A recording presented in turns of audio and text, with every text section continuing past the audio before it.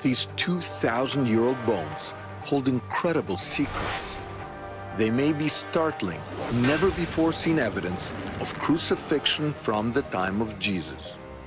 And they may hold the key to the crucifixion, revealing that the classic depiction of Jesus on the cross may be all wrong. The traditional cross just doesn't make any sense.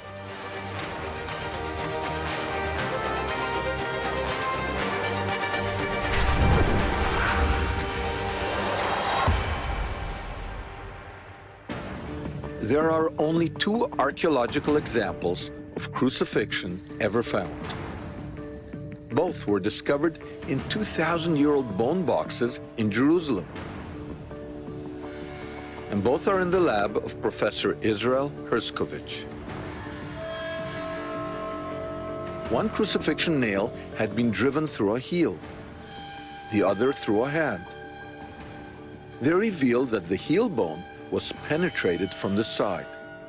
It's very painful because there are a lot of nerve endings here. Every movement would cause a severe pain. And the hand bone was penetrated from the top. The way they put the nail into the bone was from the upper part of the hand. Wow, this runs so against every image I've ever seen. We are making history. Crucifixion was probably invented by the Assyrians during the 2nd millennium BC in the area of modern Iraq. From there, it went to Persia, who then passed the practice to the Greeks. After this, crucifixion went to Carthage and then to Rome, where it was adopted, perfected, and used extensively to punish enemies. But if crucifixion did not occur as we imagine it, how was it actually performed? Professor Herskovich and his team now go into the hills of Jerusalem in an attempt to solve a 2,000-year-old riddle. They enlist the help of a carpenter who uses ancient methods of woodworking. He constructs 3 possible shapes: the classic-shaped cross, a T-shaped cross, and an X-shaped cross. So what do we know about the crucifixion? At first glance, you'd think not much. We only have one source, the Gospels, and they don't give us a lot of details.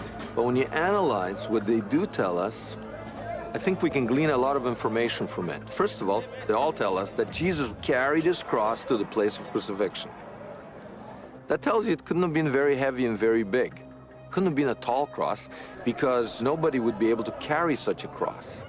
Then when they get there, the Gospels are explicit that they crucify him on a hill called Golgotha. That seems to be what put a distance between Jesus and the crowd. The hill, not the cross. Because then the Gospels tell us a very interesting detail. They say that somebody put a sponge of wine vinegar up to Jesus' lips. Now, usually when you see this in movies or in paintings, it's a long stick because they think you got to reach very high up. But the Gospel of John says it was a branch of the hyssop bush. It's a tiny little branch of a bush. That means the cross couldn't have been very high. It had to be low. And finally, when they tell the Roman who's guarding him, Jesus is dead, he doesn't believe it. Why? Because he says he died too quickly. So he takes a spear, and to make sure, he spears Jesus between the ribs, and that's how he's depicted.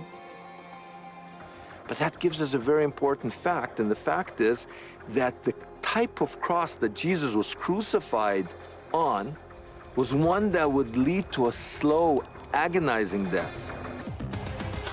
So what kind of cross was it? Okay, and I hold it.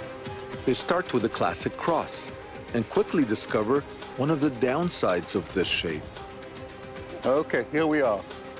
It's very hard to raise a cross when all the weight falls on the bottom log. It takes at least 4 people just to put it in place. Now rotate it. Professor Herskovich now examines 2 different ways that you could have been nailed to this cross. The first one is the manner we are all familiar with from Christian paintings, with the palm of the hand facing outwards. Now, in this way, we don't neutralize the power of the muscle of the pectoral girdle over here, so easily the victim can release the hand very quickly. The nail would have been stuck still to the wood, but his hand would have been free. So it seems that the classic image doesn't work. The victim's muscles are not immobilized. Using his strength and the force of his body weight, the victim would eventually tear himself off the cross. The second option is with the hands still on the front side of the crossbeam, but with the back of the hand showing forward. In this position, we neutralize the muscles over here, and we are causing severe pain to the victim. But his body weight would still pull him down. According to Professor Herskovich, the end result would be the same. The hands would be ripped off the cross. The investigation moves on to the T-shaped cross. Here too, they discovered that it's not easy to nail the victim to the cross. This is extremely difficult, inefficient, and hard to do. But does this cross shape match the forensic evidence? It fits the evidence that suggests that the nails were coming from the back. This is also true for the legs. The nail was running through the heel bone to the wood. Nonetheless, there are still problems with this cross. His breathing muscle would get tired very, very quickly, and he will suffocate in minutes.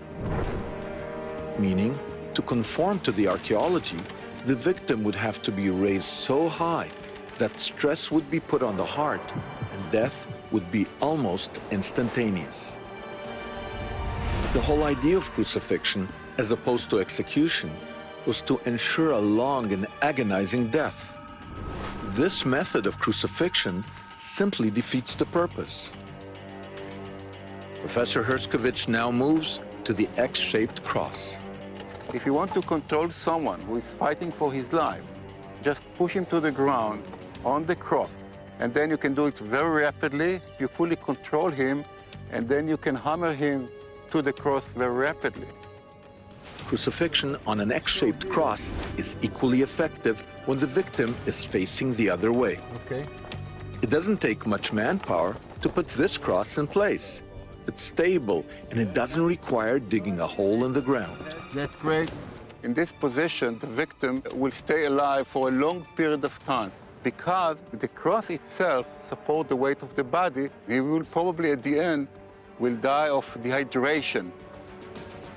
Crucifixion on an X-shaped cross matches the archaeological and forensic evidence with respect to both the hands and the legs. And it's the only one which allows for the prolonged suffering of the victim. Professor Herskovich concludes that it is the simplest and most efficient form of crucifixion, and that this must have been how Romans crucified their victims. The study suggests that this must have been how Jesus was crucified. But if this is true, why doesn't the Christian tradition record Jesus' crucifixion on an X-shaped cross? Why isn't there any historical or textual evidence for such a crucifixion? It seems there is. In early Christianity, the most common Christian sign was the Chi Rho, which is created by combining the first two letters of the word Christ in Greek, Christos. Early Christians are using this. We see this in the very church that we're standing at right now. The Mosaic floor, which may go back to the early 2nd or 3rd century, also having this Christogram, but other crosses too in this X-shaped pattern. You know, as you're talking, I'm beginning to think maybe the secret of crucifixion has been kind of hiding in plain sight, the way Jesus was crucified.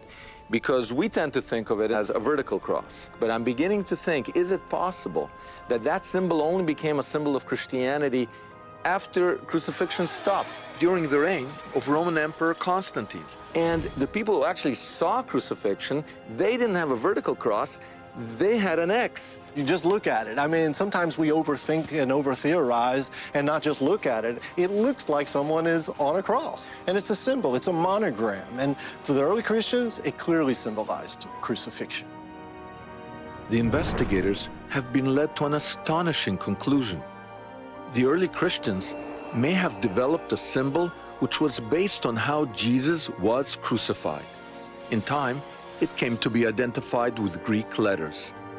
Its original meaning lost.